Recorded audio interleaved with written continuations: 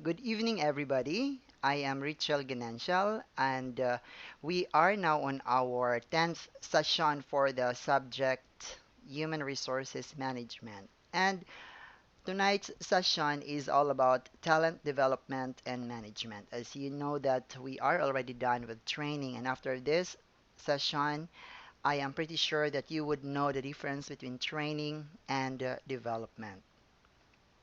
But before we go further, let me share to you the objectives of the session. So you should be able to identify the importance of talent management and discuss two issues it addresses.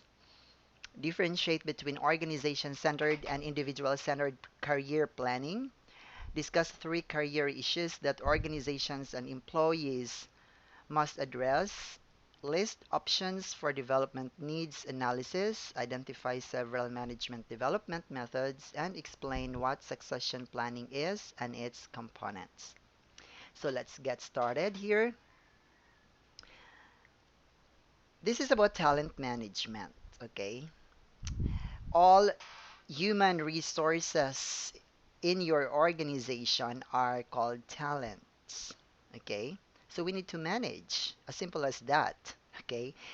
But the nitty-gritty is quite complex then, because talent management is seen as more crucial than ever as the demographic perhaps of your workforce have changed over time, and that building talents and of course retaining them should be a priority of all organizations industry-wide and of course globally. Okay, one aspect is to build your talent.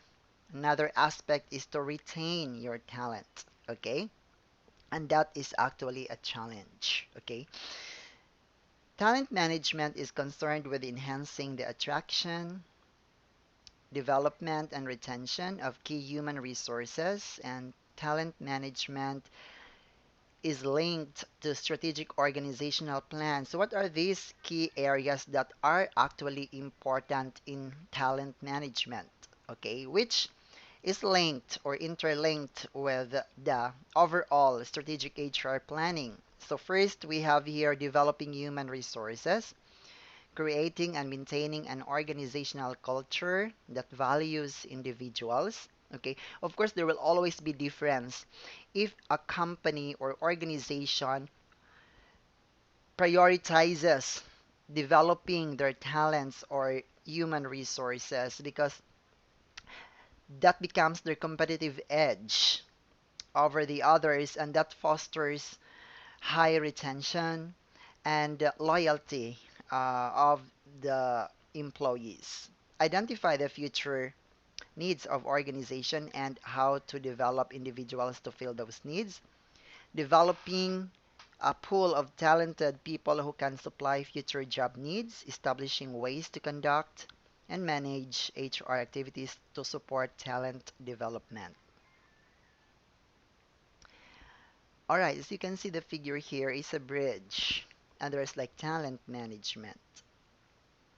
Well, due to this figure here, talent management can be seen as a bridge because the talent management activities provide such means to ensure that, of course, individuals would have been recruited and selected and retrained, trained or retrained, as well as performing human resources. And these talent management activities would include, as you can see here, training.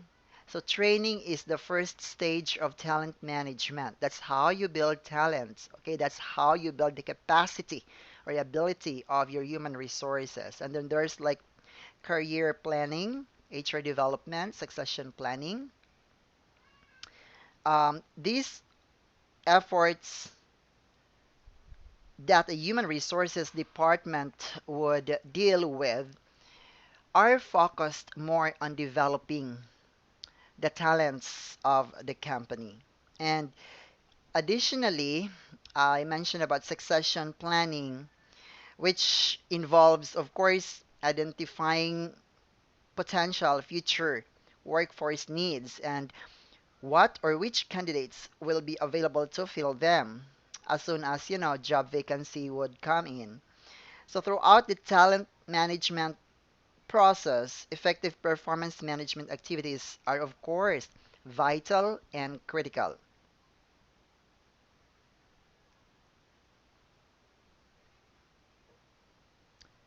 Well, as talent management has evolved over time, some design issues have been identified as well.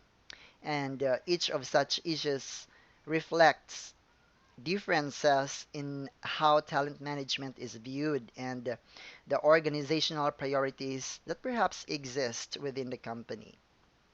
So, the scope of talent management would deal first with targeting jobs.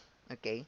So, of course, in some organizations, talent management focuses largely on CEO and other executive jobs rather than more broadly that covers the entire talent or workforce. So, other organizations would target primarily senior management jobs or mid level managers or other key roles or jobs.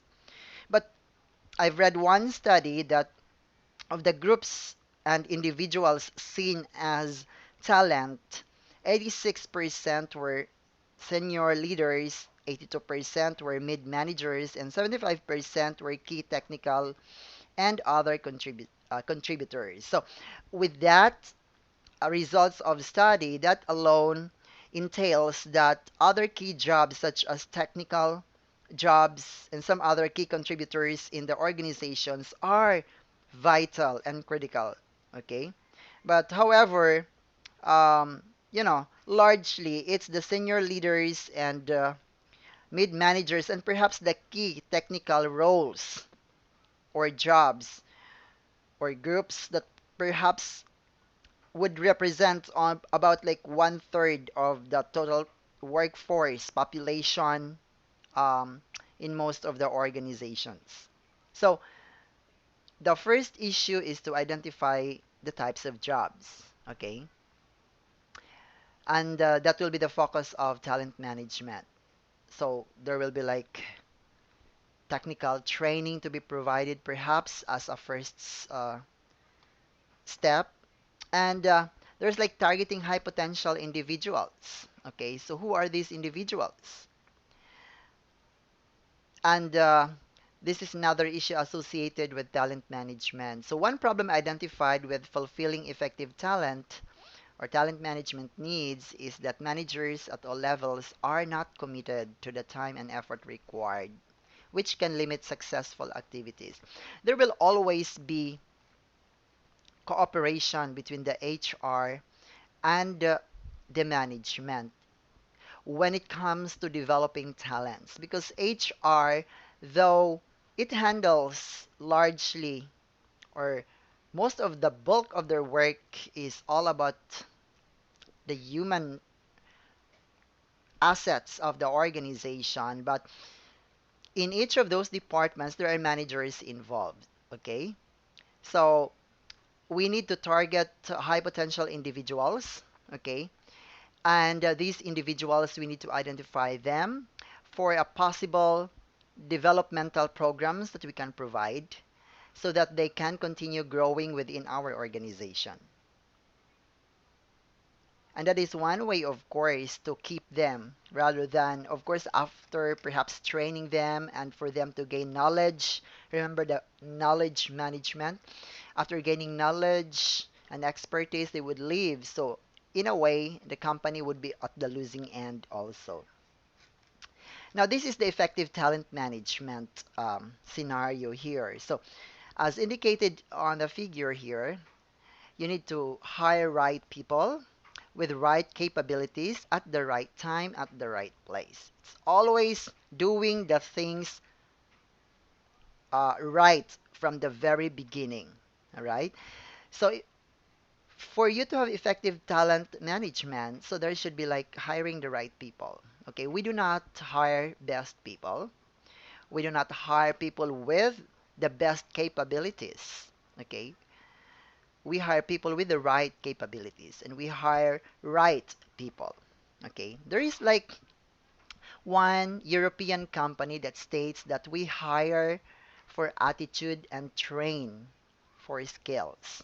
So I think most of the companies have seen the relevance of such mantra or adage simply because people who have just, you know, right amount of skills and capabilities, who have the right attitude, okay, would most likely be prospering within the organizations. So do not expect you being the best or having the best capability to land on the job because an HR would have a measure or a means to know which among those applicants possess the right attitude. Oh well, again, uh, this is like an effective talent management figure, so it must be linked with HR planning. And this means that, of course, as I have mentioned, that having the right number of human resources is one, to hire the right people with right capabilities at the right time, in the right place. So, of course, there are timelines that HR would be it. So whether it's a short term or longer term, okay? So you will not be relaxing your policies or let's say your desire to have effective talent management systems or policies within the organization. How to plan individuals or one's career. Okay, because that is actually the work of human resources department to plan the career, to plot the career, or help individuals plot their career. Okay, and we know that careers have been changing. Okay, so the old model perhaps of a career in which a person worked his way or her way up the ladder in one organization nowadays is becoming rarer. Well, of course, indeed, there are some few industries. Um, in the few industries, there have been changing of jobs, and that companies every year or perhaps two would be becoming more common. And then, like, that gives a challenge on the part of human resources. They're like a fast changing career plans of the individual employees that it's also a headache on the part of human resources to keep hold of such talent. So workers in high demands normally, such as information technologists or pharmacists, any technical person, software developer, would often dictate their own circumstances to some extent, okay, because they're highly or high potential individuals. And let's say it is not normal for a company to quickly hire someone with the same skill set, okay? So a career is a series of work-related positions in a person occupies throughout life. So people pursue careers to satisfy individual needs. So there is always like career and work balance because if you do career planning, you also have to consider the work-life balance of your employees. And so like when we say career and work-life balance, we have to ensure that the company has given the employees the environment that is conducive to learning, working and growing or developing. So there are signs perhaps that would indicate patterns of individuals' work lives that are changing in which like HR department would need to respond. So individuals right now are quite inclined to freelancing. Okay, let's say you hire a software developer and after gaining experience they will resign after 6 months and because they wanted to pursue a freelancing work, okay, because they wanted to just simply stay at home, be with their families, and they want that no one will take control over them and over their time. So those aspects. So job opportunities from your competitors, from the job market. So these are also challenge on the part of the human resources, how to effectively balance work and life of individuals working within the organization. And of course, there is like evolution of careers, the globalization and the borderless notion of um, international markets and like globalization has caused so much let's say layoff or downsizing and changes in a positive and negative way that gives certain trends for each of those organizations within the industry to adapt with. So there will always be competition, both local and international job market. So that is also one thing that the company will have to respond to. And as a result, for such worldwide um, interchange of information and workforce, careers for most of individuals contain both more flexibility and more insecurity. Okay, insecurity in that sense that you cannot get hold of the person in your company, and of course on the part of these individuals who have seen layoff, merging and acquisition. This person would start feeling job insecurity. I mean, like the security of his job for the next 5 to 10 years or 15 years. Okay. So that's why people will keep on hopping from one company to the other because of such also. Okay.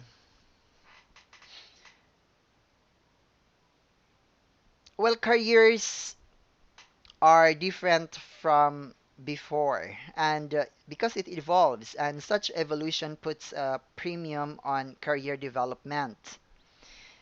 Of course, we consider the perspectives of the employers and the perspective of the employees. And so like the effective career planning considers both the organizational perspective and the individual perspectives. When we say organizational perspective, this is a perspective of the employer. An individual perspective, this is the perspective of the employees. Okay? So this just summarizes the perspectives and interaction between both perspectives. Okay, let's say for organizational perspective, it identifies future organizational staffing needs. Of course, there are hiring needs, there are recruitment needs, so there should be like or planning career ladders. Okay, but of course, this depends upon the organization, how big or how small the organization and the layers or the structure of the organizations. Some of the businesses will just simply hire people without any plans of growing and developing the careers of individuals. So there needs to be an assessment of the potentials and training needs of your employees, and then like these needs will have to be matched, okay, to the organizational needs, okay, or individual needs. And there should be like audit or evaluation and to check whether the career development policies or systems within the organization has proven to be effective. Okay, the effectiveness can bring positive outcomes such as retention or high retention rate, high performance, efficiency, and all the stops. And of course, like revenue, okay, increase in revenue. In individual perspective, of course, we need to identify personal abilities, the plans, and work goals. I mean, like if you interview someone who would say, okay, um, when you ask like his long-term and short-term goals or medium-term goals, and if the applicant would say that, well, 5 years from now, I see myself working abroad. So and then you still hire that individual. So you have to make sure that the individuals would find it worthwhile staying within the organization because of the developmental programs offered by the company. Okay, so this is about the organization-centered career planning. This focuses on the career pathing. Okay, um, for much structured organization, there will always be like a career uh, planning in charge, okay? Or career champions or employee champion. Um, they're like people or yes, staff within the HR department that really focuses on identifying what developmental programs that one individual would need in order to grow within the organization. So, such individuals will have to follow that path. And of course, it needs to be carefully discussed with the human resources department because that entails the costs if the organization is quite generous enough to provide such with to the employees. Okay, we mentioned about career pathing here, but when we say career pathing, for example, well, a person might enter the sales department as a sales representative, perhaps, and then be promoted to account director, and then to sales manager, and finally to become like vice president of sales. So you see um,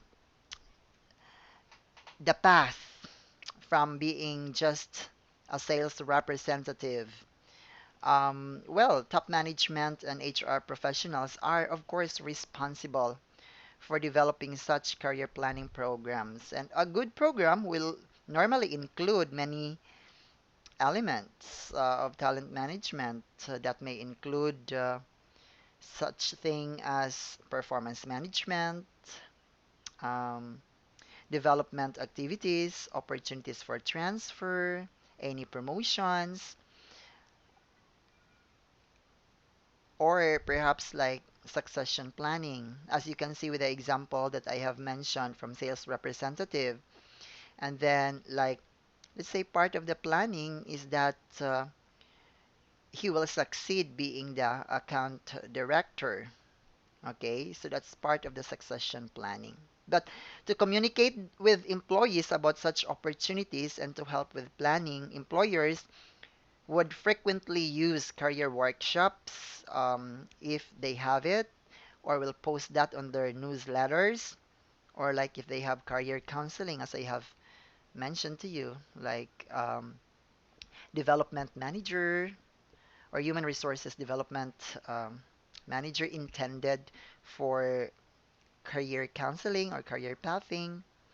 And then like of course the individual managers to of the department in which like such employees are assigned to would also play a vital role to coach and counsel directly their staff. Okay, there are some managers or team leaders who would not allow anyone to grow or climb up the ladder. That's where toxic culture starts to flourish simply because, they wanted to get hold of the position and they don't want anyone to replace them. If they see high potential individuals, they see that individuals, such individuals, they would consider as a threat rather than someone they can support to and could help achieve organizational objectives. So employer websites and career planning. Of course, most of the companies right now will have websites, and this is something in which like employers would be able to communicate to both their internal employees and potential uh, employees, okay, so the job applicant. So that's a very powerful platform to communicate, okay, whenever there are vacancies. And so, like, if one who is currently working in that company can browse the website, and so, like, can immediately send the application at, and then, like, would start the process. Okay, how to plan individual-centered career, okay? So there should be like self-assessment, feedback on reality, and of course, setting of goals. Okay. Well, for individuals to successfully manage their own careers, they should perform several activities. And of course, these are the three components. Okay. When we say self-assessment, individuals themselves need to think about what interests them, or what they do not like, or what do they do well. And of course, they will have to identify or assess their strengths and weaknesses. And when it comes to feedback, we need feedback for us to grow. Okay? If anyone tries to dispute the feedback, okay, well, that person may be full of hubris. And so, like, you have to appreciate people giving feedback because that will help you grow. And that let's say that such employee need feedback from their bosses, from their immediate supervisors or managers, um, to be able to know whether they fit within the or where they fit within the organizational plans for the future. And of course, when we say setting of career goals, normally this is about deciding which desired path one would take, and setting some timetables and writing down these items um, as for a person to pursue their choice. Okay, like there needs to be a counsel that would guide this person to set his or her career goals. Okay, just merely guidance needed. Okay, it doesn't necessarily mean that it has to come from HR, but as I have mentioned, the assigned managers or team leaders perhaps would be able to guide.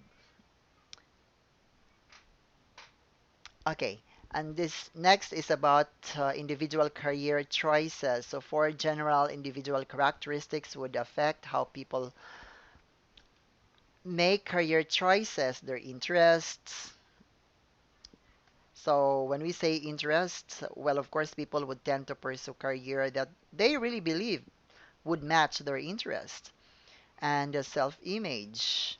Um, Career, for you to know, is an extension of a person's self-image, as well as a molder of such image or self-image. So people follow careers they can see themselves in, and of course would try to avoid those who do not fit within their perceptions of perceptions of their talents, motives, and values. Okay, let's say, why am I taking human resources management when in fact I am a finance major?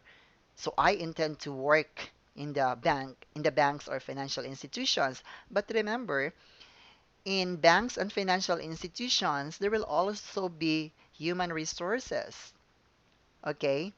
Well, and if let's say your boss talks to you and say, "Hey, you are promoted to being an HR manager."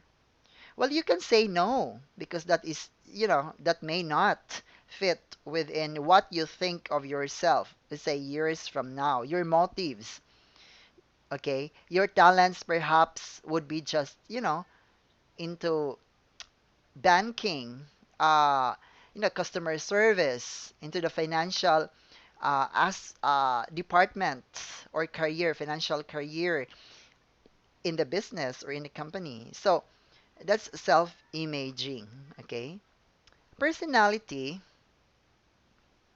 Well, this includes orientation of employees or individual staff.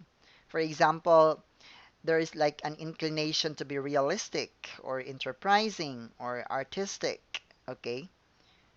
Because like different individuals have varied personality.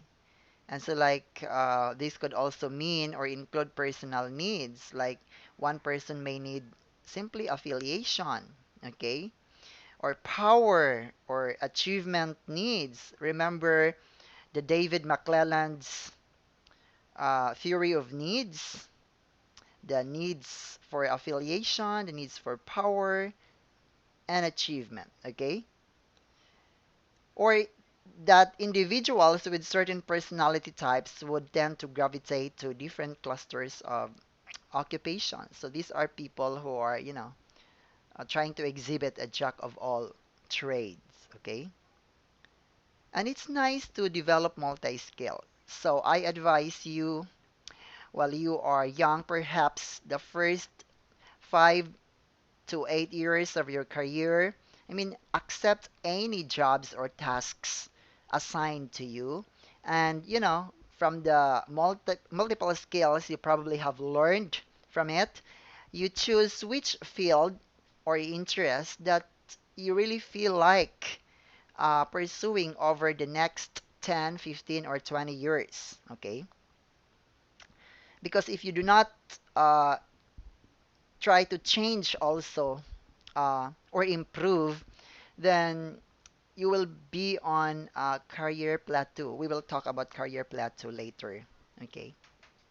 Then social background. Of course, the socio-economic status and the educational levels. This will always be the basis. So that's why, like, when I have some teaching in ETIAP and I tend to interview them, what really motivates them to pursue um, uh, an ETF course. So they would say that I want to climb up the ladder. I want a promotion. I wanted to grow within the organization. And, the organization cannot help them because they don't have the degree, right? And see, these people have been working already, they have been earning, and yet they wanted to go back to school just to earn a degree. And on your end, you are now have the opportunity to learn. You now have the opportunity to achieve and accomplish baccalaureate course. So I hope that you take it seriously, and I always hope that you will be successful, okay? Because it's always very highly competitive job market outside of the school. So think about that. All right. We'll talk about the career progression. Okay. Well, most of the books I have read, the theorists indicated that in adult development, uh, they describe that the first half of life as a young adult or the quest of a young adult for competence and for a way to make a mark in the world. So, as someone who just interested or just joined the job market, so your quest is for competence. Your quest is to develop skills, more skills, varied skills, okay? And then, like with this view, a person attains happiness during this primary or this time around, like this time of his life. Like as you can see here on the figure, that there's like age group, okay? Um, more or less 20 years old. So, um, young people would tend to attain happiness that time by achieving and acquiring capabilities. So that's why um, you tend to explore several jobs because you wanted to identify which one really interests you. Okay. Then second half of that life, according to the books I've read, it is different because once the adult starts to measure the time from the expected end of life, rather than from the beginning, the need for competence and acquisition changes to the need or integrity, to the values and well-being. So over time, it changes. All right. Well, of course, for many people, such internal values take precedence over external accomplishments, such as wealth, perhaps your job title, your status, okay, your position in the company. And add to that, some matured adults have already possessed certain skills, so their focus may shift to the interests other than skills acquisition. Okay, so career ending concerns such as life after retirement and to reflect additional uh, shifting or choosing like a shift that is friendly uh, to the employees so that he or she can balance and manage work and life. So it changes over time. And this is how the figure shows us. Okay. I think I have mentioned to you that when I started working in the business process outsource in IT Park, I tend to encounter people who simply jump from one center to the other. I mean, you can see people having 1 month of job experience for this company A, and then company B, they have 2 months of experience, 3 months of experience, and the longest one would be like 4 months, okay, of experience. They're hopping from one center to from one business or company to the other. So that is part of, you know, trying to explore opportunities and try to identify, okay, some interest and try to fit in the culture, okay. As they grow up, okay, as they mature, perhaps they are on their mid-career, they tend to realize that, hey, I need to be serious, okay? I don't need to go out from the company if there are some, minor issues. I need to settle it with myself. I need to understand such issues rather than people will understand me, okay? So as you can see here, advancing in career lifestyle may limit options, okay? Growth opportunities, values, contribution, integrity, well-being. Okay, lifestyle may limit options. Okay, because um, one instance I had observed is that with let's say more or less 20 years old staff, they normally are up for fun. Okay, I mean like the normal fun, like after work, they go out for dinner, for disco, for let's say adventure during weekends, and so many things that would define what fun environment is, right? And so like they're always looking for fun and they didn't realize that there will always be challenge, issues and difficulties within the company. And so like simple issues that may come up, they tend to, okay, I can't handle it anymore. I need to go out from the system. I need to go out from the organization that's quite toxic for me. But then they tend to realize that when they are able to have serious personal relationships and they try to, start to settle down. So it shifted their mindset. Okay, so they now wanted to focus on their family by having, consistent flow of income and stability of job. So that's a kind of need that they want already, or you want on your, or the employees would want on their mid-career. Okay.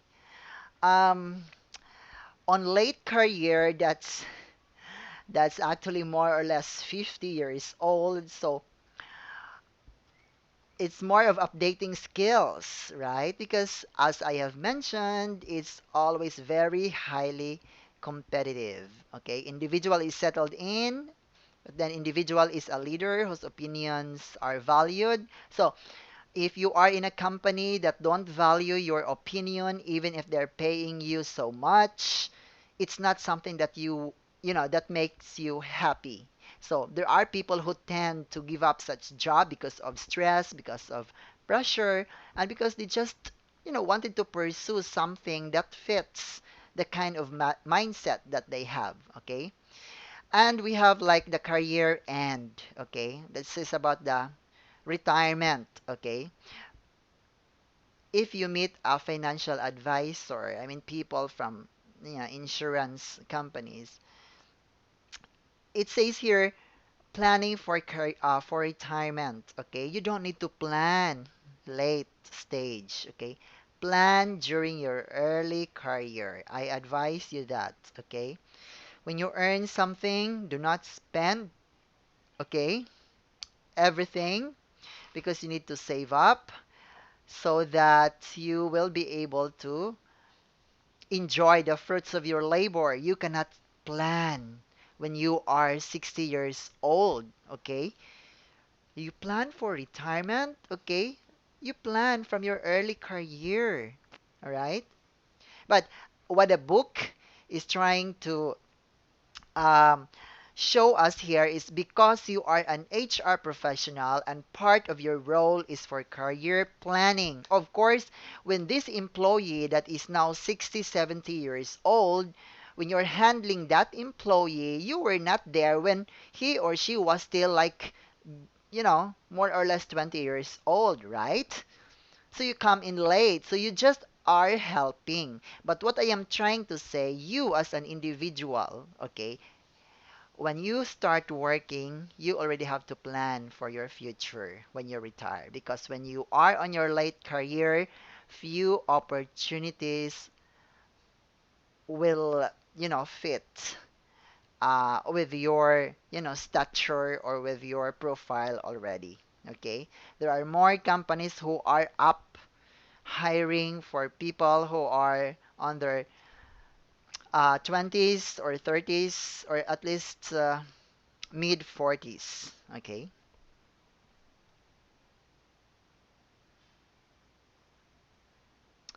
All right. There are some issues of emotional adjustments. Many retirees include self-direction and they need to belong.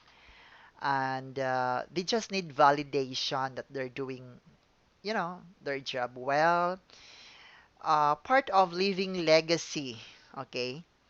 And so far, I haven't uh, been able to work with people on their, retirement, people who are are nearing to uh, be at their retirement age. But there was one staff I had who was senior citizen already, but we couldn't pursue his career plan simply because he left the company. This is to help address concerns over these issues and anxieties about the finances. Okay. Of course, when you are on your senior age, there will be more um, needs for medical or medicines. There will be more maintenance. Okay.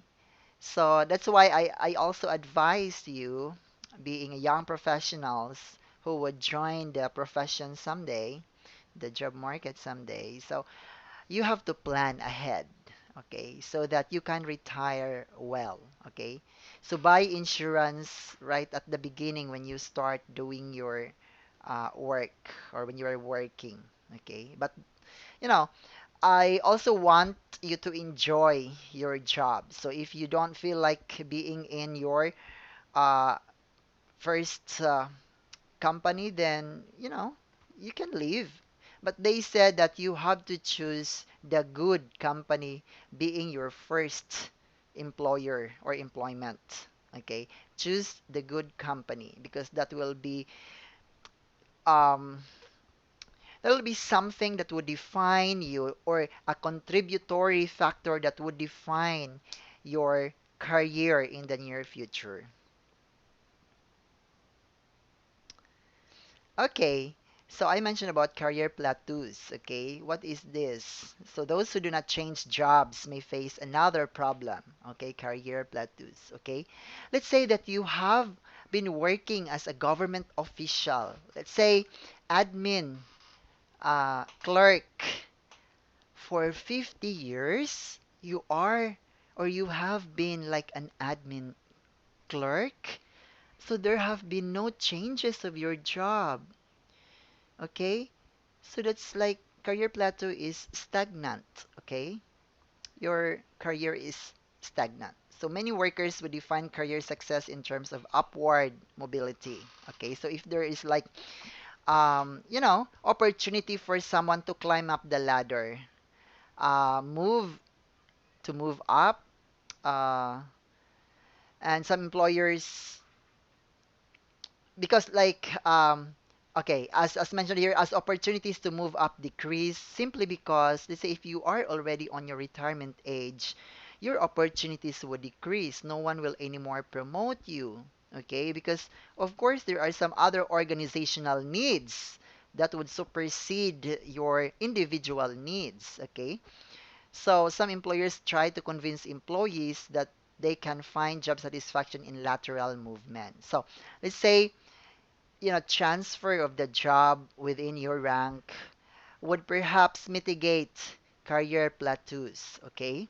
Or people who would feel that they are stuck or stagnant with a job that they are doing, every day for, let's say, 50 years. So a strategy for HR to deal with this is to get off career plateaus, take seminars and university courses, okay? So that is why I still have some students, okay, who are seniors, okay, or senior than me. Not exactly like senior citizen. No, no, no. Those students who are seniors, okay, or senior than me, okay. So this approach may reveal new opportunities for platooned employees if the company is, quite generous enough to send them for seminars, for trainings, and for rotation, okay, let's say lateral movement is about job rotation. Okay, what is portable career path? Okay, so there's like beginning, the expansion of your career, and then there's like changing, sustaining, and uh, concluding. Okay, so a portable career path that one might encounter under certain career situations. Okay, you begin, you expand, you change, you sustain, you conclude. This way, there is no plateau at all. Okay, so because a plateaued employees would present a particular challenge for employer, or perhaps the employer has overlooked that employee, or perhaps that employee has not been performing well or has not been helping himself or herself to advance the career also because it's a two-way process. Do not always depend on what the company can do for your career. You will always have to do your own share. Okay?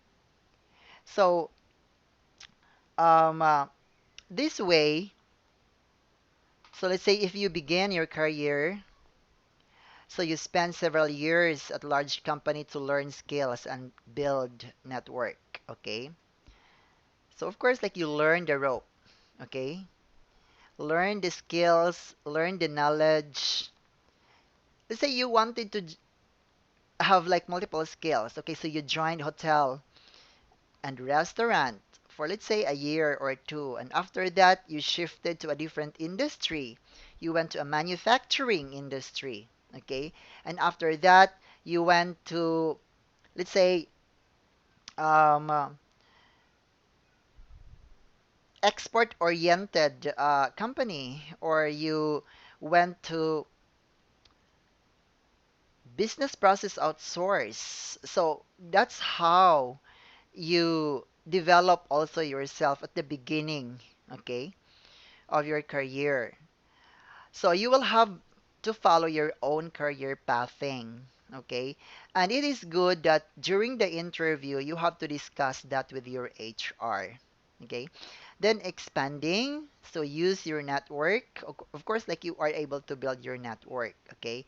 Use networking to develop broader skills and make contacts, establish good reputation. Of course, like this is the case in which like you join some associations, some business clubs, or any clubs or associations in which like you can be a member of and you can learn and try to establish network with fellow professionals as well. Then changing, that's change industries or go to work for smaller companies and start a company. Okay, I mentioned about the change of industries. Okay, at the beginning. Okay, because when changes can also mean to say like you change one company to the other of the same industry, or you change one industry to the other. Okay, then you probably wanted to experience working on smaller companies because there will always be uh, an option for you to be a big fish on a small pond or a small fish on a big pond. Okay. At the beginning, you tend to be a small fish on a big pond. Okay. That's why most of the young graduates would wish to join a large company. No, I mean, hoping and thinking that, there are more opportunities in there. Okay.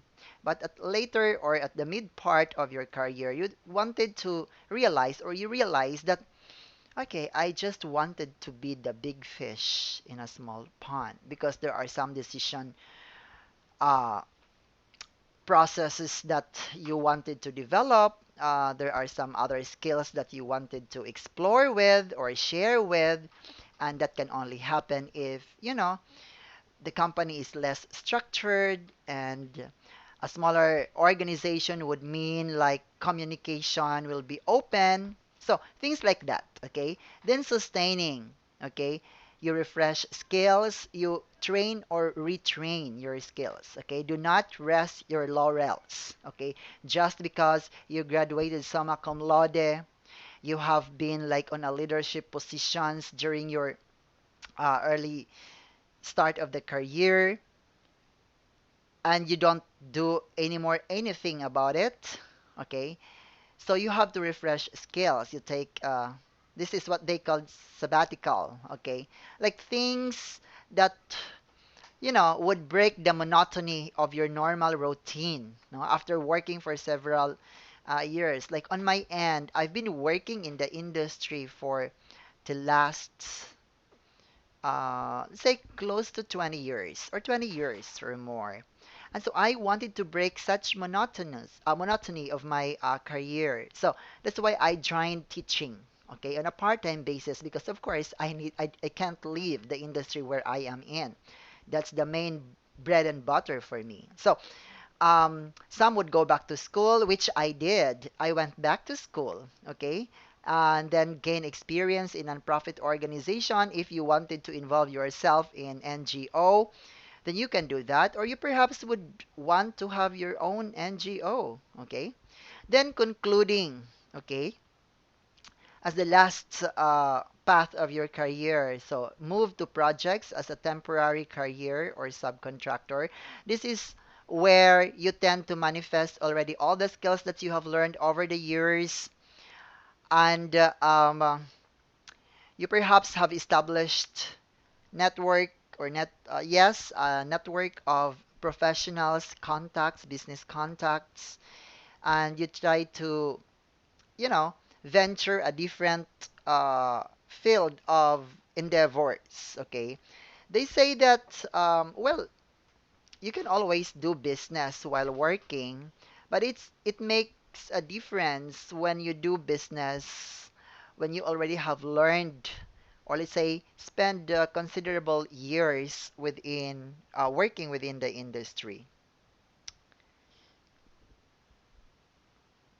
Okay, there will always also be career transitions. Okay, so this is something we need to manage. What are these transitions? Okay, so this may happen if, there will be, or you are just joining within the organization. We call it like organizational entry and socialization.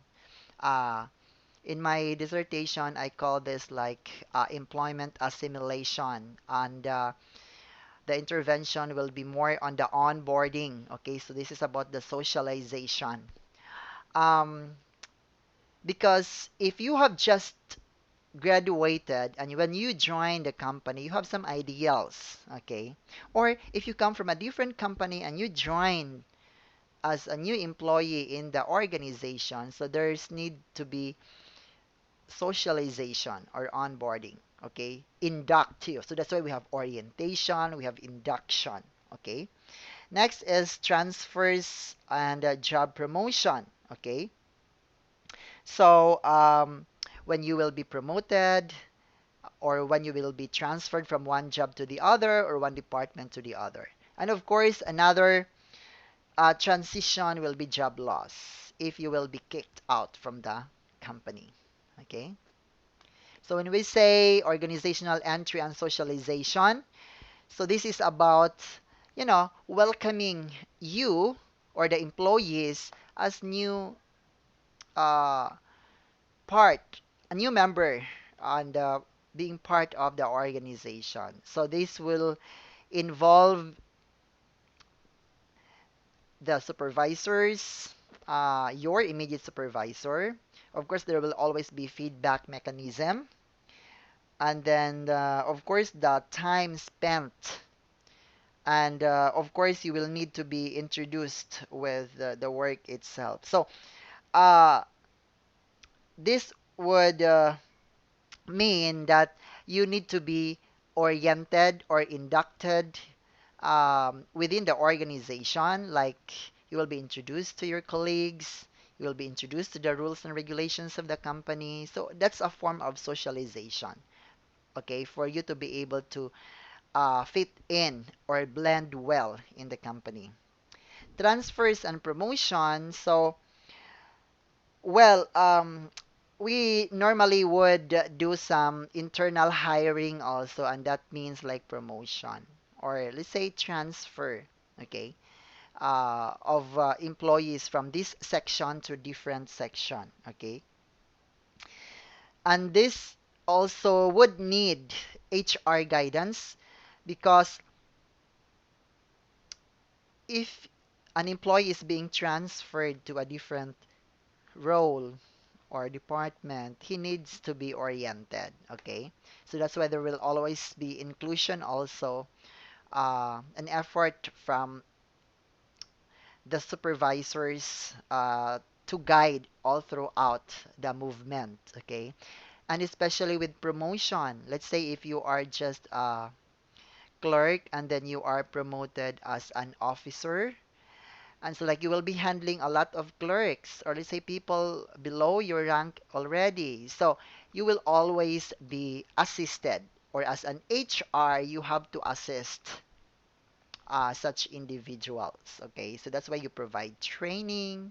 Okay, because providing the promotion is part of the developmental program offered by the company. Okay, but even if the employee has achieved or attained already such developmental program offered by the company, he or she needs to be trained in order to acquire certain skills for him or her to be effective on doing the new uh, position or role being given to him or her. Job loss is, let's say if you're not doing well with your work, you have been complaining through and through, okay? So normally, you will be the candidate for, termination, okay? Or perhaps the company has not been able to sustain in competition in the market, so there will be like layoff, okay? As you can see here, downsizing, merging, or even acquisition. So that would mean like laying off some workers or employees. So there will be like financial implications, and you have to consider the emotional and psychological impact of the employees. Okay, so that's why, like, my end, I've been, hearing stories when people do not realize the essence or importance of the job and they have the job at that moment, okay, that they tend to abuse. Okay, abuses would mean like coming to work late, always complaining, okay, always saying that I have so much on my plate, I'm busy, I have no time, I cannot do that. All those excuses when they still have the job. And here comes the performance evaluation. And, based on that, it means that this employee has to be kicked out. Okay, and when the right time, when the time comes that you have to face them and tell them, hey, I'm sorry, it's my painful duty to let you go, and there they would start realizing how valuable the job is. Okay, so that's why even if they were not doing well when they were still working with you, and if you kick them out or terminate them, you still consider uh, all the human aspects of such individual employees losing jobs. All right. Um, Special individual career issues. So, what are these issues? All right. So, we have technical and professional workers. So, many of these individuals want to stay in their technical areas. Let's say you promote someone, a software developer, but he declined simply because he just wanted to become a developer, software developer. Okay? And then, like, the company needs this person, and as a form of career development, he needs to be moved up to the ladder. So, as an HR intervention or solution for this is you have to introduce dual career ladder that would allow the person to develop further his or her skills, technical skills, and somehow providing him or her opportunities, okay, to advance his or her career, okay. Then women and careers. Well, of course, there has always been a case for women working in the company. And we know some limitations for women. When they get married, they bear kids, or they become pregnant, and once they deliver the baby, they will have to take care of the baby. And when the baby is sick, they have to be absent. So that is why in the US, I think I have mentioned that with the previous session that they have like glass ceiling because of some notion. Okay, although like there will always be equality between men and women in terms of vying for certain positions within the company. Okay, what I am trying to tell you is there is no difference if you promote or you hire a woman or a man, okay? Because if your company promotes equal opportunity employment, then you provide the same level of career development and opportunities to all types or kinds of gender. Then we have dual career couples. Let's say, I also have encountered some instances in which like some of my staff are couples, okay? They're working. They both are working within the company, or couples that are working, both working but on different companies. So this becomes a problem also. I have an issue before with a couple who would say, who would call up, sir, I have to be absent. Why? Because my wife is sick and I have to take care of her. Oh my goodness. Okay. So that gave headache on my end. Okay. And if the wife is sick, if the husband is sick and the wife will have to call the office and then would say, I have to take care of my husband. Okay. So that becomes an issue. Okay. How to develop human resources. Okay, by development, it represents effort to improve our staff's ability to handle, of course, different job assignments or tasks. Okay, and we need to cultivate their skills. Okay, because that will be to the advantage or benefit of the company if we're going to do that. But there are some companies that are really very fussy, or I would say very careful in providing such developmental programs to their employees because they are thinking in advance that after I gave all these programs to my staff, then one day the staff will just hand over a resignation letter. So I will be at a losing end. So that's why most of the companies would shy away from giving further generous developmental programs. Okay, but as an HR, it is also part of your task to remind or convince the management that if we have to plot or manage the career uh, developmental programs of our employees, then that will be to the benefit of the organizations and of course to the individuals. There is one big company in IT Park that they really promote. They have really good developmental programs given to their staff. And then like their CEO said, or the owner said that I really value education and continuous learning. And so like I asked him if one day the staff leaves and then like he would be at the losing end, so how would he feel? And he said that, well, if after all these programs are being availed or given to the staff, and one day he leaves, then I would be happy thinking that at one point in time, the company has been part of uh, his career and that the company has given him or developed him some skills that would help him grow.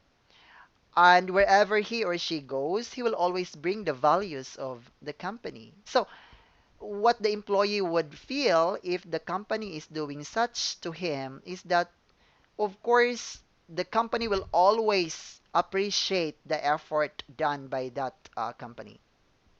Such company is still existing in IT Park, so you might be interested to apply though. Okay. Anyway, so this is just to differentiate training and development. Okay, as you can see here, I want you to pay attention here. Training is more of short term. Okay, I'm talking about the time frame, where development is more of a long term. Okay, because in training, what we wanted to achieve is for individuals to acquire immediate skills and capabilities. Okay, but on a longer term, what we want is that for this individual to develop, okay, further skills, okay, other than the current skills that he or she has, okay. So that's why in terms of focus, when it comes to training, okay, individuals are expected to learn specific behaviors and actions, would demonstrate techniques and processes. This is quite more, like I said, intended to have the individuals needed for to function in his or her role. Okay, while on the development, this is to understand information concepts and context, develop judgment, expand capacities for assignment. It's higher than the normal routine that this employee is doing. Okay, so that is more of development. Let's say you as a student, so uh, one way to develop you is to, of course, like send you or invite you for some trainings, for some seminars, or some on-the-job training, because this is part of your development program. Or let's say, like to teach you skills, how to, you know, apply companies, or perhaps to teach you skills in feasibility study, and to teach you, because that's more of a long term, okay? And then like effectiveness measure, okay? So when it comes to training, so we deal with performance appraisal, cost benefit analysis. Of course, like you have to pass the test if there are tests given, and some technical jobs would need certifications too, okay? But in development programs, that means like to ensure there's availability of qualified people when needed, okay? And there's like a possibility of promotion from within. That's why we develop people, because for the future needs of the organization, we don't need to look farther, okay? we have to look from within. Okay. But of course, there will always be benefit if you are hire or if you are hiring internally and hiring externally. Okay, you can enumerate the benefits, but there are always also uh, disadvantages. Okay, so how to develop specific capabilities and competencies? Sorry about that. Because our focus is human resources. So what exactly the kind of individuals that perhaps would require developmental or to expand their skills and competence. Okay, so we have what we call as lifelong learning. Okay, so this is about learning and development being closely linked, and for most people, lifelong learning and development are likely and desirable. Okay, for many professionals, lifelong learning may mean meeting, continuing education, um, to retain certificates. Okay, I was thinking about an example for this one. Lawyers, CPAs, or let's say teachers, dentists, and nurses would perhaps complete some sort of continuing education requirements as part of a long learning process, okay, or development. And just for them to perhaps keep their licenses to practice, especially like teachers right now. I'm not sure if there was like a bill that mandates teachers to receive or to further develop their competencies and skills to keep their license. Okay. And for other employees, perhaps this learning, lifelong learning and development may involve some sort of training to expand their existing skills. Okay, because different individuals from different ranks would have different needs. Okay, so that is always the work of the human resources to plot, okay, and to help out or guide these individuals as to where they are going to head at. Then we have redevelopment. Well, when we say redevelopment, uh, redeveloping the people, your people, or in terms of their capabilities, HR needs to be logical in doing so. Okay, we know the importance of redeveloping people, especially on their, you know, uh, mid-career who wants to have like a change. Okay, so that they will not go or achieve the or encounter the feeling of stagnation, right? So there needs to be a desire from their end for career change because if they do not or if we do not redevelop these people, then they cannot acquire new skills or new knowledge. Let's say you can just imagine if your most of your staff are on their mid careers and new technology comes in. So what will happen? Okay, and they are yet to stay within the company for, let's say, the next 10 to 15 years. So there should be redevelopment. Okay, and this is also a way of helping our employees to better plot their plans in life and in their career. Okay, as I said, that different people would have different needs. So no matter how you help or guide them, at the end of the day, it's always the choice of such individuals whether to advance his or her career or to stay within the organization or perhaps, go find a much greener pasture. Okay? So what are the approaches in developing human resources? All right. So the goal here is to identify the strengths and weaknesses. And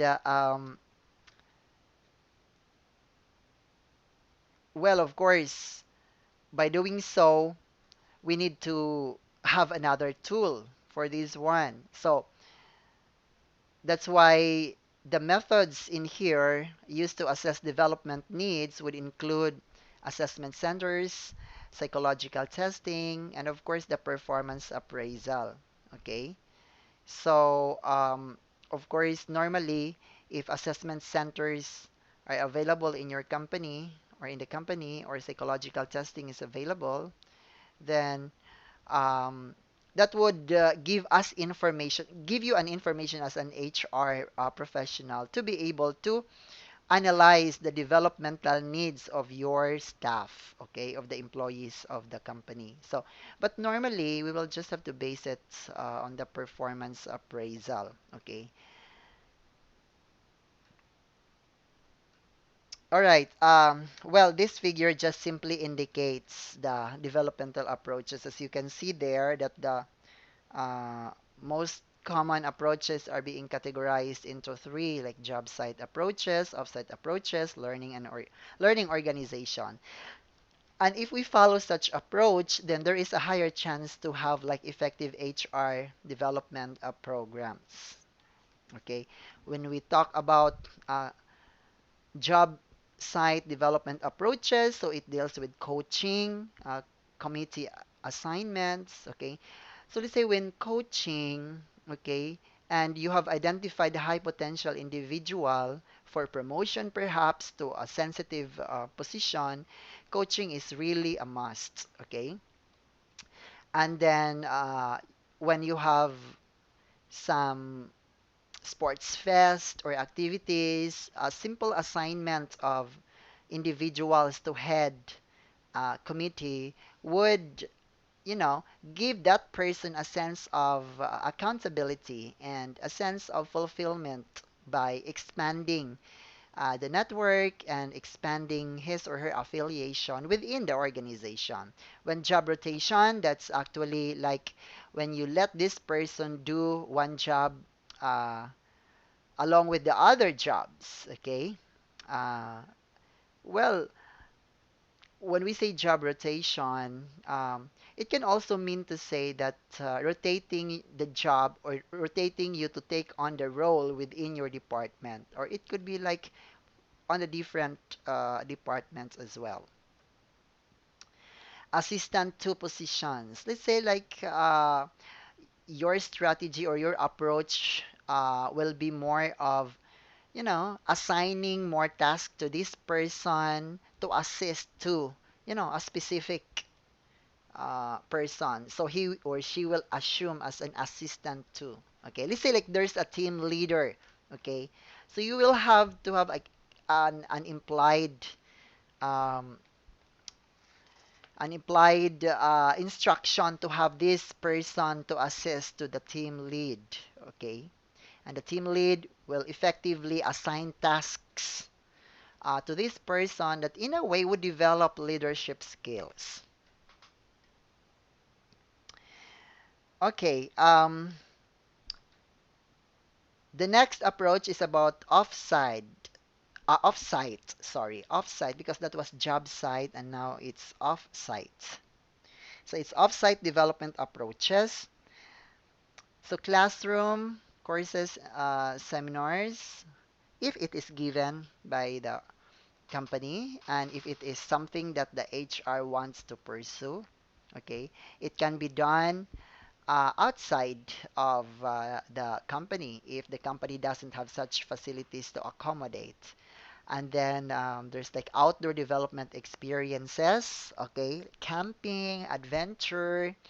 So that's why you may have heard about team building. So that's part of training. That's part of developmental experiences programs being done outside. But there is like more of a thrill involved. There's more like problem solving um, real situations, problem-solving approach, and so like some sort of adventure, okay? Simply to get some sort of adrenaline rush, okay? Because, the brain functions differently when faced in certain um, stressful situations, okay? Because stress can be good or bad also, okay? Sabbaticals or leave of absence. Let's say you will allow this staff to develop further and just providing him or her a leave of absence so that he or she can pursue her studies, for their training, and just to pursue his or her own personal goals. And in a way, when he or she comes back to the office, he would be a different person, a more improved one, and so we can expect more efficiency and productivity. Okay, so this is about learning development or learning organization development approach. Okay, so we have means and the results. So we have here formal training, and then we also have here team sharing, coaching and mentoring, observation, some university programs. There are some companies that actually have partnerships with some schools or universities for some educational programs and some trainings. Okay. Again, that depends upon the policy of your company. So this just simply gives us an idea uh, of some means to achieve learning organization development efforts. And the result will be more centered on individual learning, okay? Because the higher result or purpose of doing this one, is for the organization to achieve high retention rate and for the organization to achieve productivity. Okay. Yeah.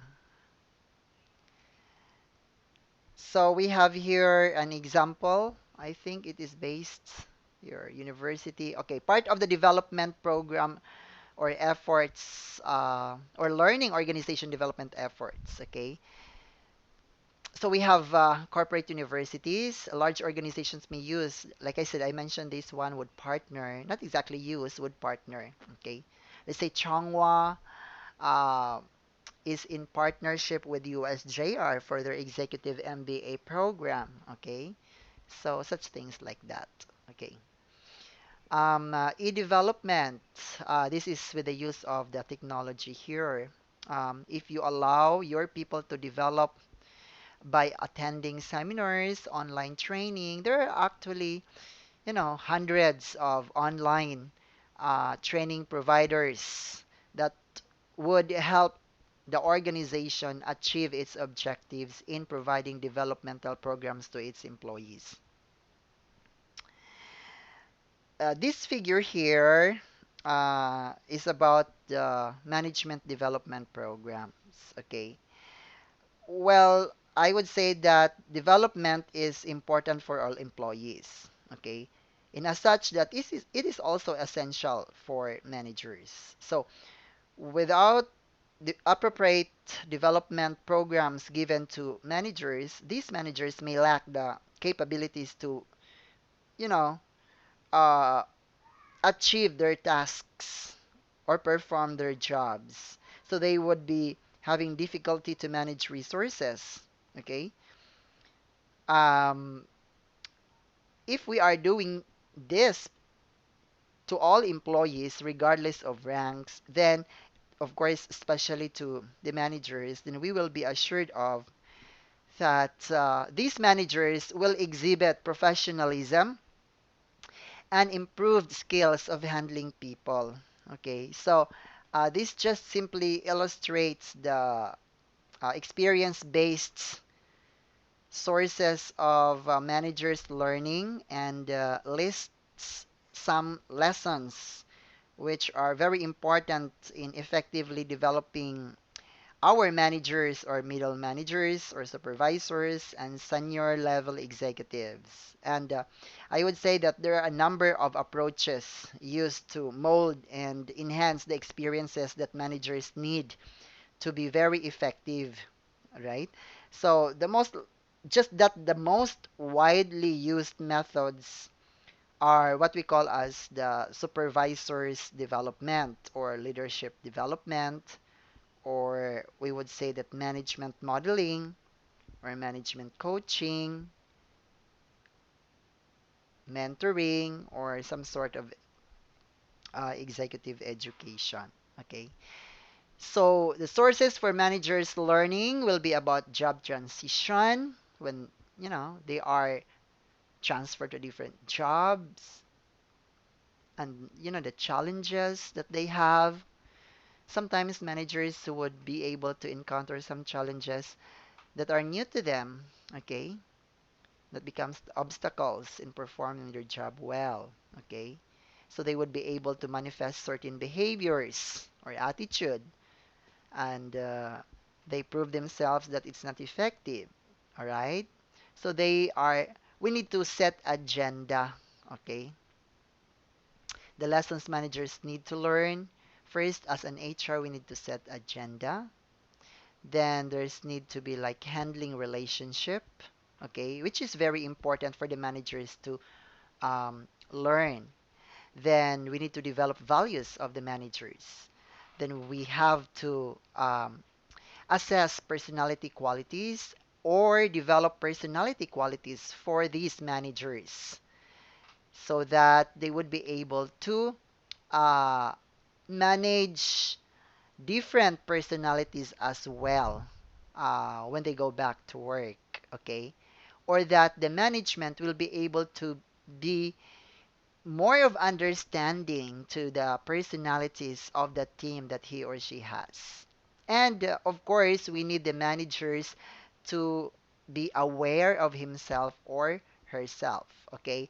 Rather than having the team understand the managers, okay? One objective we have to develop the manager is for this manager to be more understanding of the needs of his or her staff.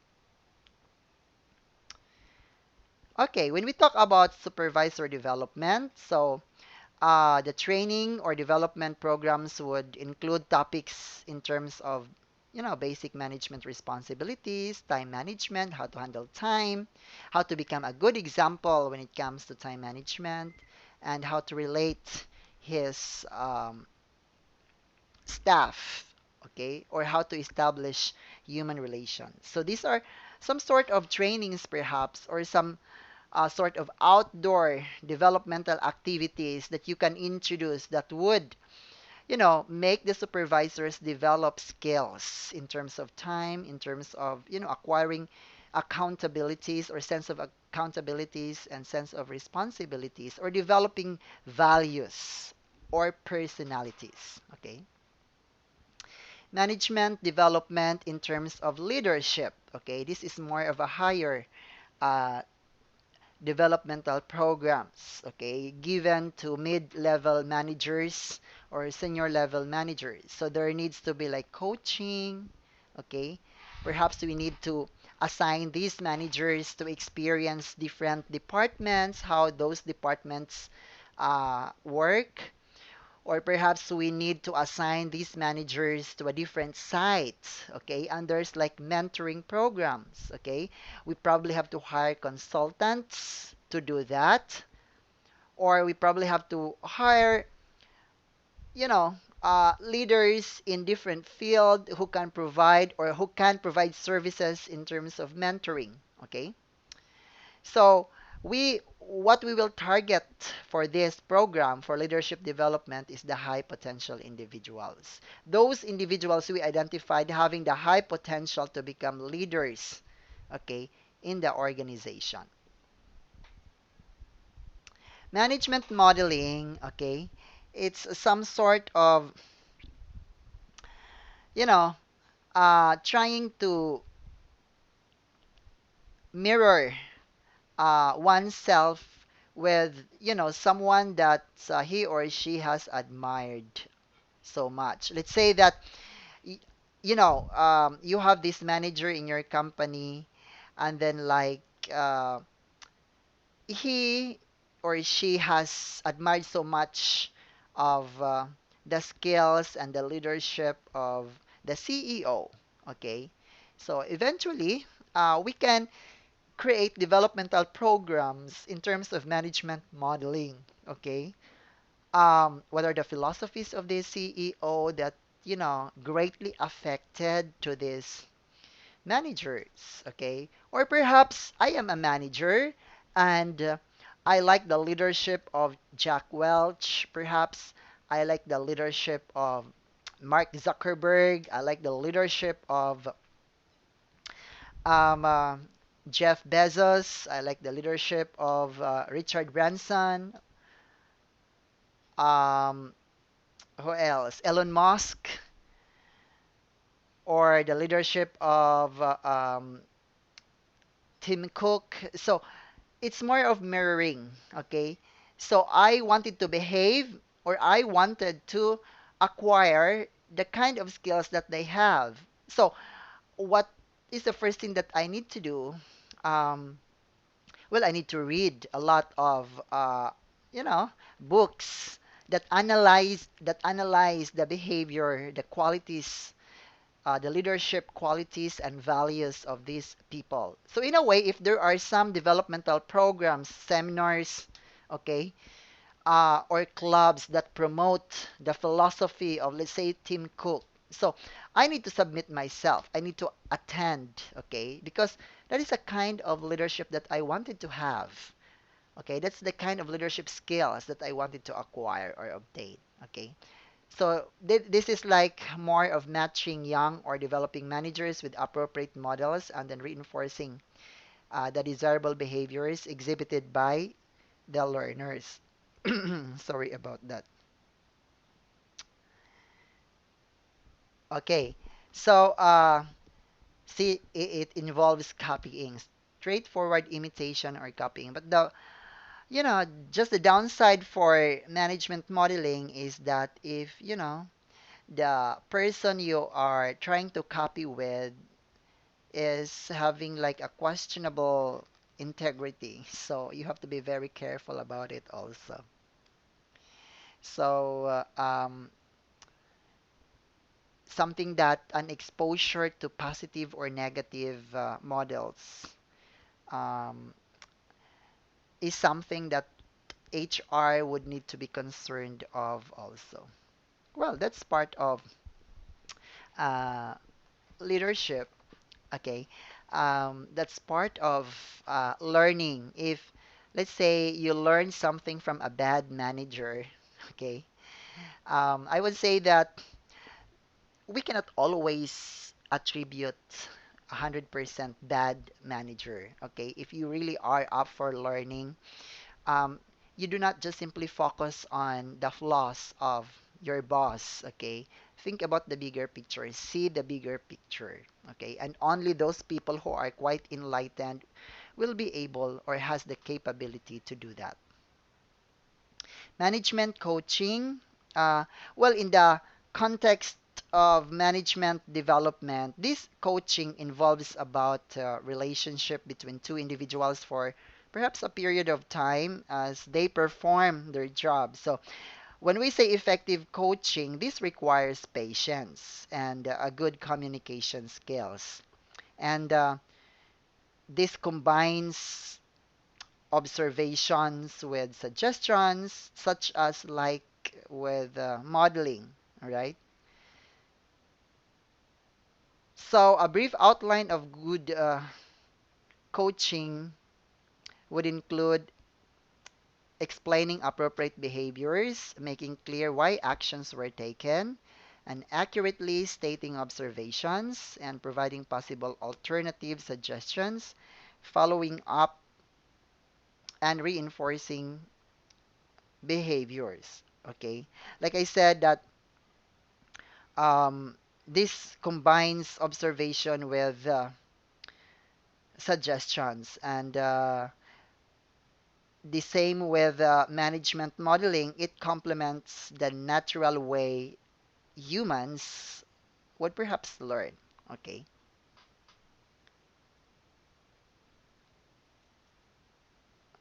Now, we have coaching, we have mentoring.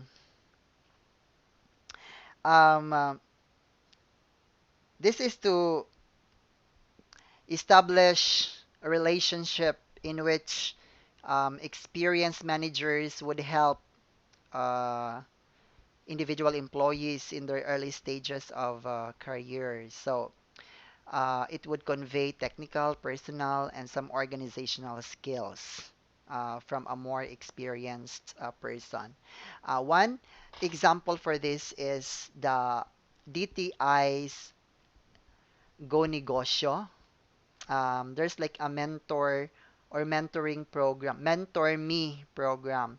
So they will be providing seminars or workshops in which like they will be inviting highly successful or let's say successful businessmen or business personalities in Cebu would conduct lectures and mentoring to aspiring business individuals in the city or in the region.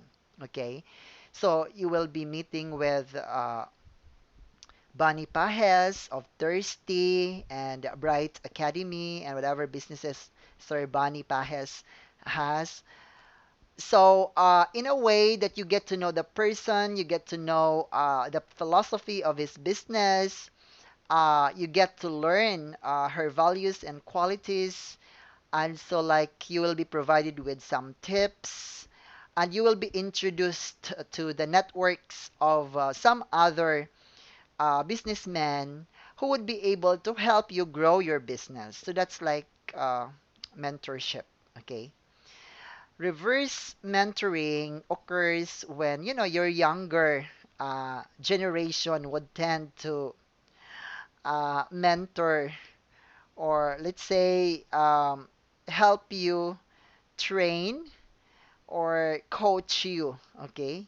So as an example here, Generation X workers who are more adept at technology to train the baby boomers. Okay.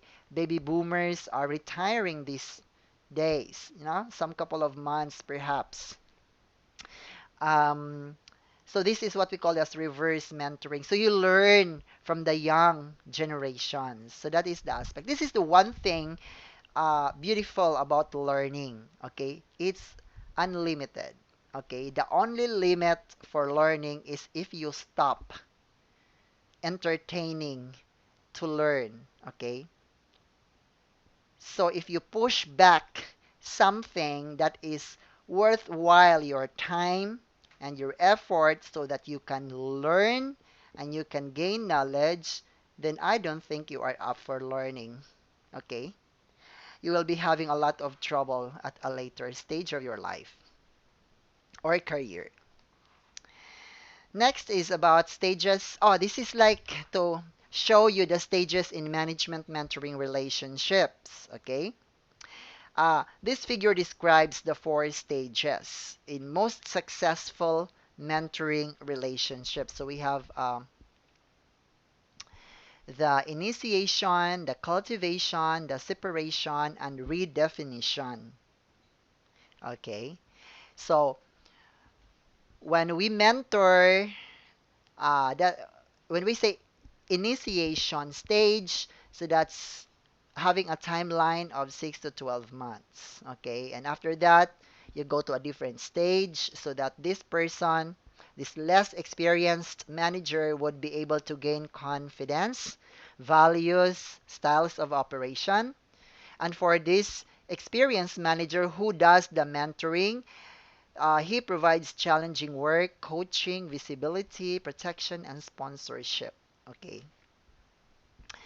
Um, and then like separation, this is trying to, you know, when you tend to realize that this person has developed wings and roots. Okay. So, of course, you have to let them stand on their own feet also. So, less experienced managers the mentee. Okay, I'm talking about the mentee and the mentor. Okay, so the mentee would experience independence, but he has the feeling of anxiety and loss. You know, if you are not uh, comfortable with the new position, perhaps your job, because it's your first time to become a manager, okay? So you will always have anxiety, okay? But then the mentor will always encourage you that this is your time. Start moving, okay? That's why, like, I am encouraging you, okay? Uh, take this course. I mean, you cannot say that, okay, I wanted to learn HRM when I have already that position to be, or why when I already joined the HR department. No, that's a wrong notion. From the beginning, you learn, okay? You study so you would learn, okay? Um, so that when the time comes that you are in the HR and you have the opportunity, so all you have to do is just to simply reacquaint yourself, okay? Then redefinition, which is ongoing. So of course, the mentee would express gratitude, okay? And then would establish great relationship with the mentor, okay? Contacts and all, let's say consult, just to consult some matters. I have some of my staff who would text me, or previous staff who would text me and still ask me a lot of things or any other things that, you know, they would feel that I have the um, competence of providing a guidance. Okay. On the part of the mentor, he takes pride of how the mentee is doing the job. Okay. Because that's the fulfillment of being a mentor if you are able to see success of your mentee. Okay. Sorry. So this is about executive education. Remember that these are more of the management development programs. Okay. So for the management development programs, we started with supervisor development, leadership development, management modeling, management coaching, mentoring, and then now we are for executive education. Okay. So this is very interesting because we think that executives do not need to learn at all. No. All the more that they are on the look for new skills and learn new technologies, develop themselves further. So, well, this type of training would include executive education. So that's why, like, uh, if there are CEOs in some organizations who have not attained masters in business administration, okay, it's high time for the HR to suggest, hey, you already have climbed up such ladder, and the company would, support your long-term developmental program. So we are sending you for an executive MBA program to USJR, okay? And that, of course, when we say executive development or education, this is a development efforts that are subject to certain common mistakes and problems, like I have mentioned, that if they are on the executive position, they don't need anything. Okay, no, that's a wrong notion.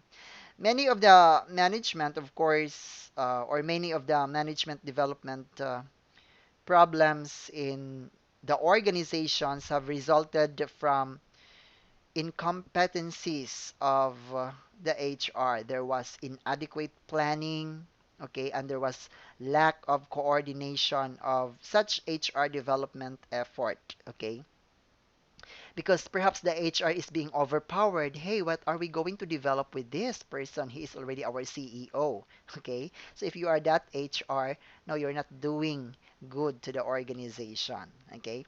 Common problems would include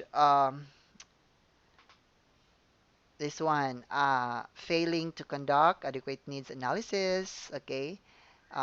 Try out fad programs or training methods, those training programs that are not so necessary. Okay, we call that fad programs. And substituting training instead of selecting qualified individuals. So these are some of the common problems associated with the management development effort. All right, now we just talked about the management development programs, okay? And part of the lessons we are going to tackle is about the succession planning, okay? Simply, we need to, plot the chart, and the HR would have to be very ready when someone resigns. We need someone to, replace, okay? Especially if the position available is very sensitive position. So first, of course, like uh, we need to formulate strategic HR plans and then address succession planning. Then we develop preliminary replacement chart. I mentioned about that one, the chart, and then assess the capabilities and interests of current employees. Then identifying succession plan, then link HR development and career planning, periodically review and reassess plans. Okay, and this, of course, figure indicates that whether your organization is uh, small or large, succession planning is really interlinked with the overall strategic HR planning throughout the process. So, in such process, both the perhaps quantity and the capability of your potential successors will also be linked to the overall company mission, vision, strategies, and plans. Okay, so that's why when we do succession planning, we are not only concerned about the positions, the lower rank positions. We need also to take uh, care of those highly sensitive positions. Or normally, succession planning for some organizations, especially the large ones, will be focused more on the higher positions. But that is also a wrong concept of succession planning. Okay.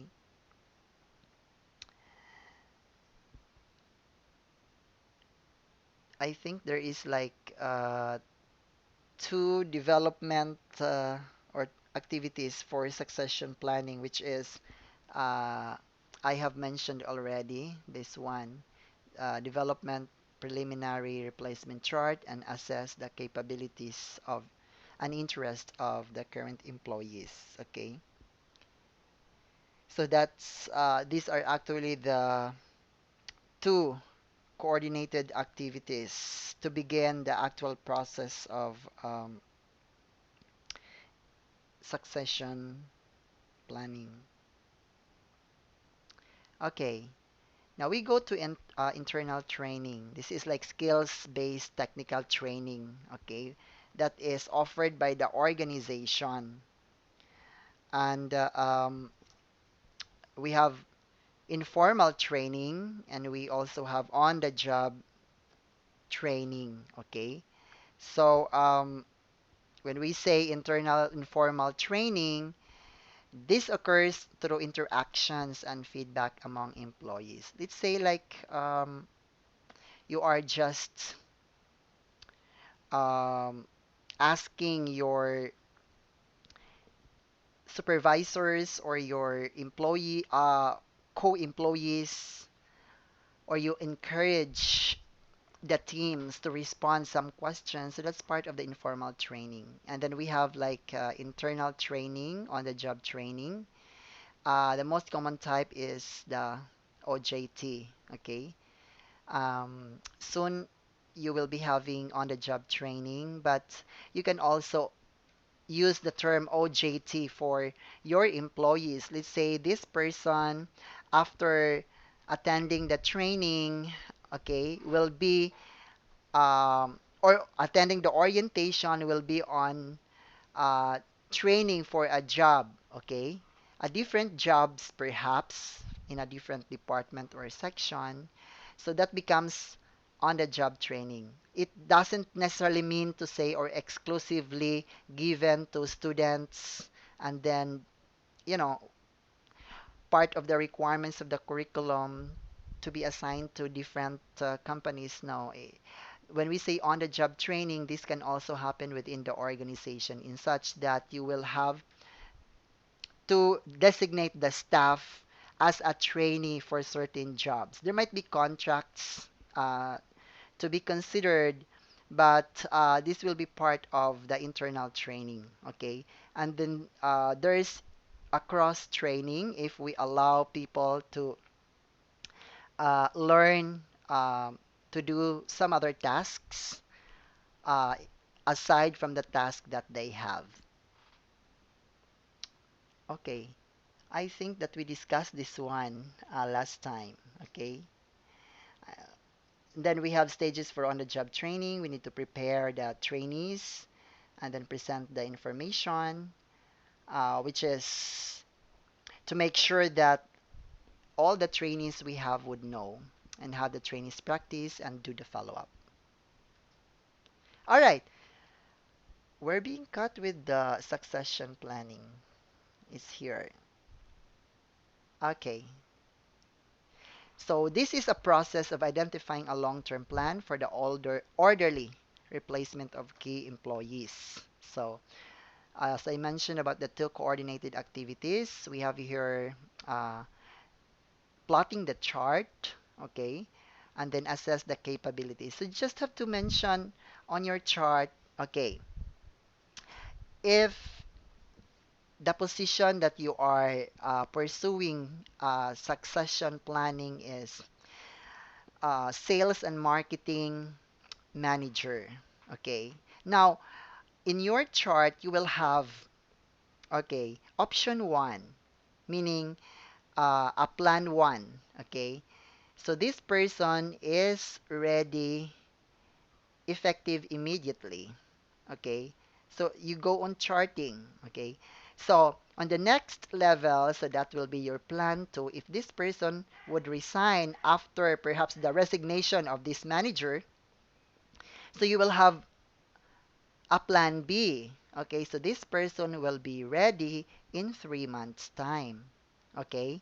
And then like the next person will be ready in 6 months' time. And the next person will be ready on, let's say, 8 months' time to 1 year to 2 years, 3 years. So that's how you plot the chart for your succession planning.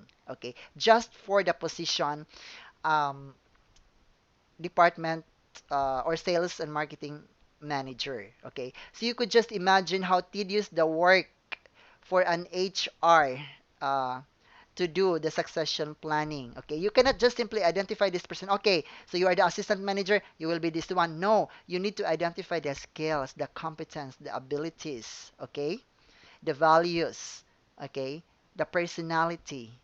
Okay, so there will be more of assessment. So from the tip of the iceberg, it may appear, simple one, but eventually it's really very tedious. We will try to have that also perhaps as a practice. Okay. Now, what is the role of HR? I have just mentioned about the role of the HR in succession planning. Of course, like identify development needs of the workforce, identify, of course, the needs of the company, and then assist executive managers in identifying needed or future job skills. Let's say that I am the general manager, okay? And now, like, I need the HR's assistance to plot me a succession planning chart or a succession chart, okay?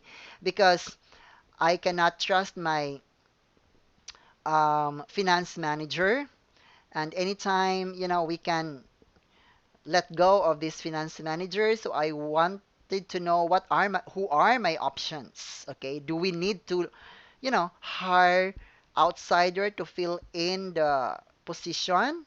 That may destroy the morale, right? Or we better have to plan right now who would succeed the position if we let go the finance manager's position or the current finance manager perhaps. All right. And then like we communicate succession planning process to employees if needed. But if for high or highly potential positions or very high positions, very sensitive positions, we don't need to do that, okay? Because succession planning is a top secret. It's a classified information that perhaps the HR, uh, together with the highest ranking officer in the company, would be entitled to or would have the privilege of knowing the details of the succession planning. All right, this is an option when you do succession planning, okay? Whether you are going to make, meaning like develop internal talent, or buy, meaning like you hire uh, people from outside, okay? So there are always consideration. Whether the position is technical, non-technical, a position that is very highly sensitive or very highly potential position, or a position that is, on the CEO or senior level managerial positions. So that aspect that you have to consider whether you are going to develop people to succeed the possible positions to be vacated in a couple of days, or you are going to hire someone from outside of the organization. Then electronic web-based succession planning. Okay, of course, there might be some software you are going to have. There might be some tracking systems. Let's say if this person has already achieved certain units or credits of seminars and developmental programs. Okay, let's say the person that you have designated to be ready in 8 months' time, and with all the seminars and developmental programs he or she has attended, that would make him qualified to be available or um, ready to assume the post in, let's say, 3 months' time. So, that makes that person a bit competitive to succeed for the position. And so, like I said, it is a tedious process, the succession planning. And so, like, it's better to have this automated. Okay, what are the areas or skills that we wanted to look into if, it's a very high um, positions that we need to fill in for, uh,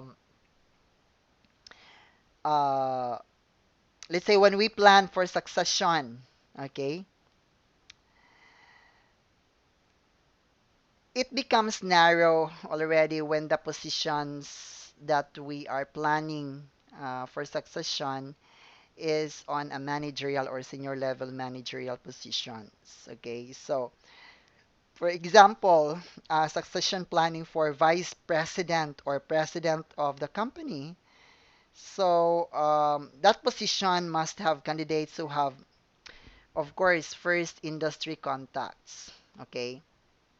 And then we have customer relations capabilities, leadership skills, community involvement, management capabilities. See, when the position is quite on the senior level managerial positions, the skills or areas are quite different from the skills or areas on, a lower rank positions. Okay?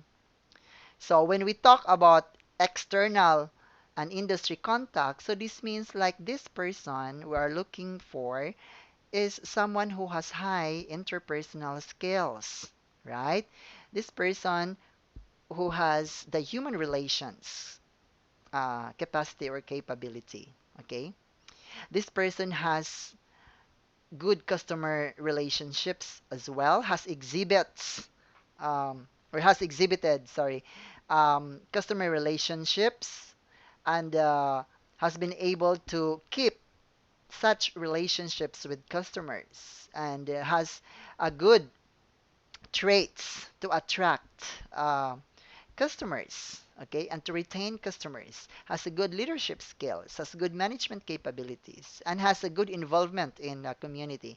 Because when one is occupying the CEO or the higher senior managerial position, he has to be involved in the society and community. Okay? So if we are able to plot our succession planning, okay, based on some of these areas, okay, of let's say a senior level management position that we are concerned of plotting a chart for succession planning, then this becomes like a standard on our own. So this will also be a factor to consider whether we're going to make or buy talent. Let's say we have established someone, an internal, okay, from the company that has the potential to succeed being the vice president of operations for operations, okay? He has the leadership skills, he has the management capability, he has the customer relations, but he lacks the external industry contacts and he doesn't have community involvement. Okay? So, are we going to still make or hire internally or hire externally? Okay? So, that is a question that most of the HRs would have a dilemma as answering. Okay? But if you are able to plot the chart, okay, and let's say, okay, this person internally lacks industry or external contacts, community involvement, it is already the duty of the HR to propose to the management that or to the board that, hey, okay, this person is a potential one, but he lacks on this area, so we need to develop. Okay, we need to provide developmental programs for this person in preparation for a potential succession.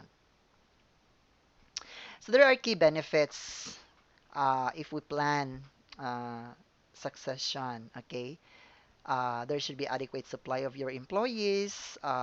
Career pathing is being, you know, um, communicated well and provided to your employees, and that would increase retention and performance and continually reviewing the needs for individuals as organizational changes, and of course, enhancing the organizational brand and reputation as a desirable place to work.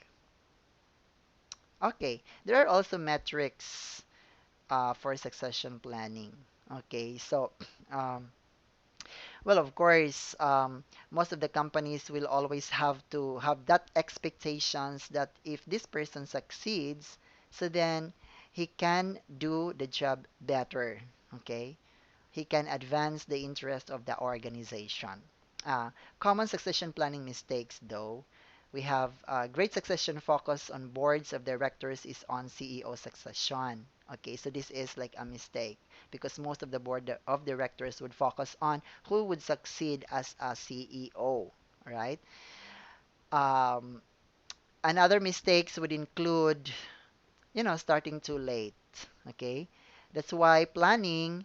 That means that before the situation occurs, you've done already the homework.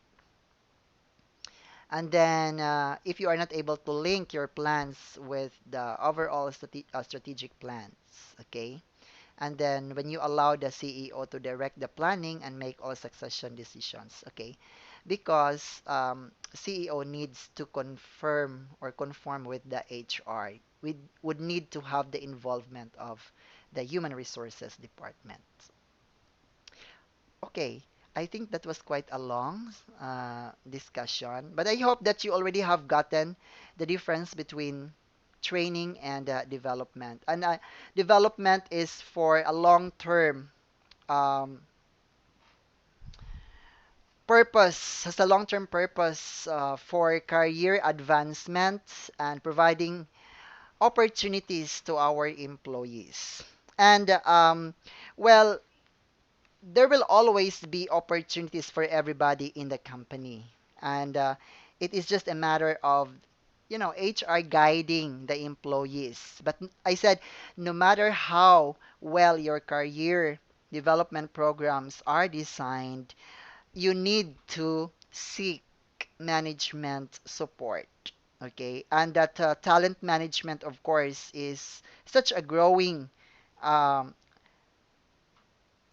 has grown so much interest within the organization, and that would mean if there is effective talent management, you will be able to attract, you will be able to develop, and you will be able to retain human resources. And that such thing as training, career planning, succession planning, and of course, our next session about performance management, these things are actually crucial part of the whole talent management.